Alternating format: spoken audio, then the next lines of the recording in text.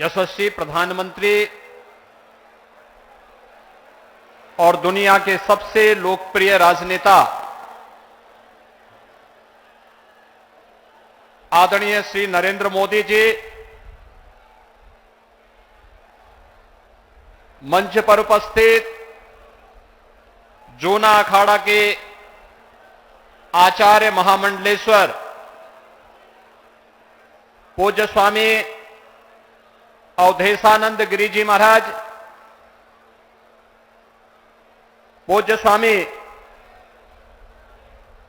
कैलासानंद ब्रह्मचारी जी महाराज, पूज्य संतजन सदगुरु श्री रितेश्वर जी महाराज, इस संपूर्ण कार्यक्रम के आयोजक आचार्य श्री प्रमोद कृष्णम जी, देश के अलग अलग कोने से उपस्थित सभी पूज्य संतजन और आदरणीय प्रधानमंत्री जी के स्वागत के लिए, अभिनंदन के लिए संभल, अमरोहा, मुरादाबाद और आसपास के जनपदों से सभी उपस्थित बहनों और भाइयों, आज आदरणीय प्रधानमंत्री जी का भगवान विष्णु के 200वें अवतार की जो ये भावी भूमि होने जा रही है, संभल जनपद में आगमन हुआ है। इस अवसर पर आदरणीय प्रधानमंत्री जी का मैं उत्तर प्रदेश वासियों की ओर से हृदय से स्वागत करता हूं, अभिनंदन करता हूं।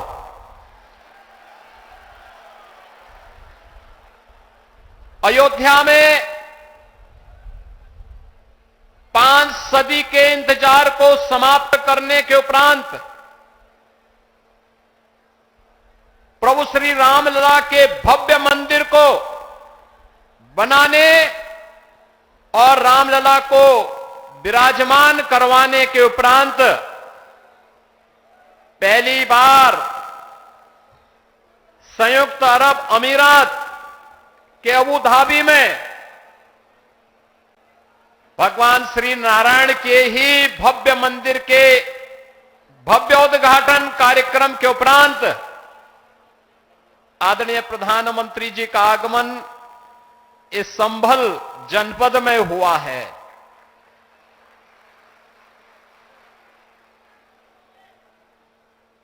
बहनों और भाइयों, हम सबको इस बारे में देखना होगा। पिछले 10 वर्षों में हमने एक भारत का दर्शन किया है, एक नया भारत है, जिस नए भारत में हर नागरिक को सुरक्षा भी है और राष्ट्र को समृद्धि के नए सोपान तक पहुंचाने का संकल्प भी है। जिस नए भारत में युवाओं की आजीविका की व्यवस्था भी है, तो भारत की आस्था का सम्मान भी है। आस्था का सम्मान किस रूप में? काशी में काशी विश्वनाथ धाम, अयोध्या धाम में रामलला का पुनः विराजमान होना, केदारपुरी और बद्रीनाथ धाम का पुनरुद्धार का कार्य संपन्न होना, महाकाल में महालोक की स्थापना होना, ये वह नए भारत की तस्वीर है, जिस नए भारत में हर युवा की आजीविका की गारंटी भी है और आपकी आस्था की भी गारंटी है। यही मोदी की गारंटी है। भाइयों बहनों, ये आस्था का सम्मान जिन लोगों ने आस्था के साथ लगातार खिलवाड़ किया, वे न आजीविका ही दे पाए और न भारत की आस्था को ही सम्मान दे पाए। आज तो भारत की विरासत भी सम्मानित होती है वैश्विक मंच पर। जब योग को वैश्विक मान्यता मिलती है और 21 जून की तिथि को दुनिया के लगभग 200 देश एक साथ, जब भारत के अंदर किसी एक स्थान पर प्रधानमंत्री मोदी जी के नेतृत्व में करोड़ों भारतीय योग की इस विधा के साथ जुड़ते हैं, तो दुनिया के 200 से अधिक देश भी भारत की ऋषि परंपरा के इस प्रसाद के साथ जुड़ते हैं। कुंभ का आयोजन यूनेस्को के द्वारा मानवता के मूर्त सांस्कृतिक धरोहर के रूप में से मान्यता देना हो, या फिर अबू धाबी में भी किसी हिंदू मंदिर का होना, जो कभी कल्पना थी आज वह साकार हो रही है। यही नहीं, भारत के अंदर जो पहले असंभव था आज वो संभव हुआ है। जो पहले नामुमकिन था आज मुमकिन हुआ है, और वह इसलिए हुआ है क्योंकि आपके पास एक यशस्वी नेतृत्व है जो भारत को समझता भी है, भारत को यशस्वी नेतृत्व भी देने की क्षमता रखता है, और वह यशस्वी नेतृत्व वैश्विक मंच पर भी पूरी मजबूती के साथ भारत के गौरव और भारत के सम्मान को बढ़ाता है। और ये हम सब इस बात के लिए गौरवान्वित महसूस करते हैं जब प्रधानमंत्री मोदी जी का सम्मान दुनिया के मंच पर होता है। पूरी दुनिया उन्हें आशा भरी निगाहों से देख रही है। जिसके लिए भारत भारत कहलाता था, आज आजादी के बाद पहली बार 140 करोड़ की आबादी का भारत इस चीज को महसूस कर रहा है। आज सीमाएं सुरक्षित हुई हैं, तो भारत के अंदर भी हर तबके का व्यक्ति अपने आप को सुरक्षित महसूस करता है। ये संबल क्षेत्र हम सब जानते हैं, यहां पर खेती किसानी के साथ ही इस पूरे क्षेत्र के विकास को लेकर के यहां की कारीगरी और हस्तशिल्प को भी प्रधानमंत्री मोदी जी ने आगे बढ़ाने का काम किया। पीएम विश्वकर्मा योजना के माध्यम से जो पहले यहां पर तकनीक नहीं थी, आज कॉमन फैसिलिटेशन सेंटर बना करके संभल जनपद के अंदर भी बटन बनाने की परंपरागत व्यवस्था को नई तकनीक के साथ जोड़ करके वन डिस्ट्रिक्ट वन प्रोडक्ट और पीएम विश्वकर्मा के माध्यम से आज वह भी वैश्विक मंच पर चीन को प्रतिस्पर्धा दे रहा है। मुरादाबाद का ब्रास का आइटम हो या अमरोहा का ढोलक, यह एक नई पहचान के साथ आगे बढ़ रहा है।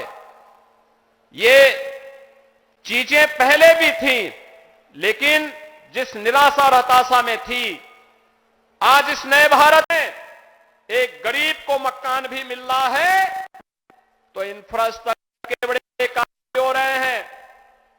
संभल जनपद में गंगा एक्सप्रेसवे पूरी मजबूती के साथ बन रहा है और यहां पर औद्योगिक क्लस्टर भी विकसित होने जा रहा है।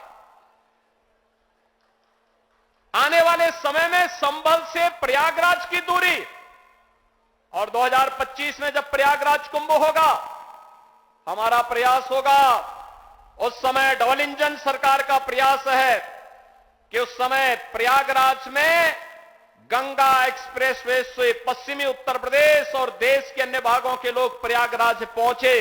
प्रयागराज की दूरी को न्यूनतम करने की दिशा में यह एक नया प्रयास प्रारंभ हो रहा है, और गंगा एक्सप्रेसवे इसके लिए आपके लिए तैयार होने जा रही है। ये जो कुछ भी हो पा रहा है, चाहे वह अच्छा इंफ्रास्ट्रक्चर का हो, चाहे वह मुरादाबाद का बहुत शीघ्र प्रारंभ होने वाला एयरपोर्ट का हो, चाहे वह हस्तशिल्पी और कारीगरों के सम्मान का हो, चाहे वह नौजवानों के रोजगार का हो, और चाहे किसानों के आमदनी को कई गुना बढ़ा करके उनके जीवन में परिवर्तन करने का हो, ये सभी कार्य ये नए भारत की एक नई पहचान बन रहे हैं। और ये संभव हुआ है आदरणीय प्रधानमंत्री जी के यशस्वी नेतृत्व के कारण। आज प्रधानमंत्री जी का आगमन इस भगवान विष्णु के 10वें अवतार के रूप में भगवान कल्कि, जिन्हें भारत के शास्त्रों ने, चाहे वह महाभारत हो, श्रीमद् भागवत महापुराण हो, स्कंद पुराण हो, विष्णु पुराण हो या अन्य जितने भी ऐसे महत्वपूर्ण शास्त्र हैं जिनका बहुत स्पष्ट कहना है कि कलयुग और सतयुग की संधि काल में, युगाब्द के अंत में भगवान कल्कि का अवतार अवश्य होगा और इस धराधाम में पुनः सनातन धर्म की स्थापना का जो कार्य उस समय अधूरा रह गया है वह उनकी कृपा से संपन्न होगा। तो ये मान करके चलिए कि अयोध्या धाम में रामलला के विराजमान होने के बाद प्रधानमंत्री जी ने जो शुरुआत की है, यह वहां से उसकी शुरुआत है और यह होकर के रहेगा। आज आदरणीय प्रधानमंत्री जी शिला रखने के लिए स्वयं इस कल्कि धाम के इस आयोजन में यहां पर उपस्थित हुए हैं। मैं आप सभी श्रद्धालु जनों से, प्रदेशवासियों की ओर से आदरणीय प्रधानमंत्री जी का संबल जनपद की इस धरती पर हृदय से स्वागत करता हूं, अभिनंदन करता हूं। धन्यवाद। जय जय श्री राम।